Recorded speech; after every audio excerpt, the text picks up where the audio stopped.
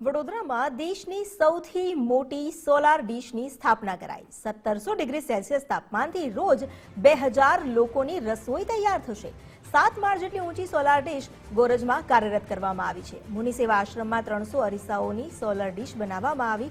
આ solar ડીશથી 200 ton એસી plant ચલાવવાની સફળતા મળી છે। રોજ 1000 કિલો લાકડાના ખર્ચમાં શૂન્ય થશે આ ખર્ચ। ઓટોમેટિક ટ્રેકિંગવાળી અત્યાધુનિક સોલાર ડીશ વડોદરા અને ભારત માટે પર્યાવરણ મૈત્રી ઉર્જા મોડલ છે।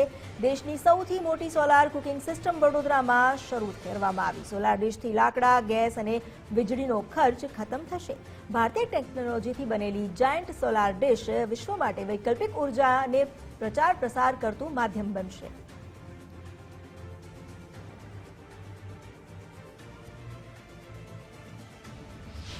આખી જે ટેકનોલોજીના જે ટ્રાન્સફર પરથી આખી ટેકનોલોજી આપણે ઇન્ડિયામાં બની છે એટલે જે નરેન્દ્ર મોદીનું જે સપનું હતું આત્મનિર્ભર ભારત એ પ્રમાણે આખી ટેકનોલોજી આપણે ઇન્ડિયામાં બનાવી છે અને આખી જે તમે પાછળ જુઓ છો તે દુનિયાની સૌથી મોટી ડીશ છે અને સૌથી પહેલી વાર ઓસ્ટ્રેલિયાની બહાર બની છે અને આપણે આ ડીશથી આપણે સૂર્યના કિરણોને એકત્રિત કરીએ છીએ અને એમાંથી આપણે હાઈ ટેમ્પરેચર પ્રોડ્યુસ કરીએ છીએ।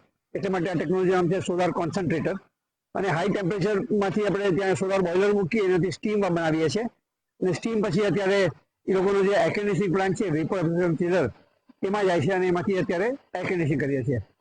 એટલે અત્યારે આપણે એક ડીશથી 100 ટનનું એર કન્ડિશનિંગ કરી શકીએ। અત્યારે આપણે અહીંયા આગળ 2 ડીશ લાગી છે એમાંથી આપણે 200 ટનનું એર કન્ડિશનિંગ કરીએ છીએ અને આશયમાં સોલાર સ્ટીમથી લોન્ડ્રી પણ ચલાવી, રસોઈ પણ કરી, સ્ટરલાઇઝેશનમાં વાપરી, ગરમ પાણી માટે કરી।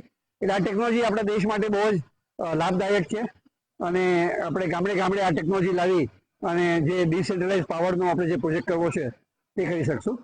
અને આ ટેકનોલોજીને બનાવવા માટે મદદ કરી છે રોટરી ક્લબ ઓફ બોમ્બે પિયર, જેમણે 1.6 કરોડ રૂપિયાની આપણને ગ્રાન્ટ આપી મુનિ આશ્રમને અને રોટરી ક્લબને અપાર કેબલ કરીને જે કંપની છે તે લોકોએ CSRના અંદર ફંડિંગ આપ્યું।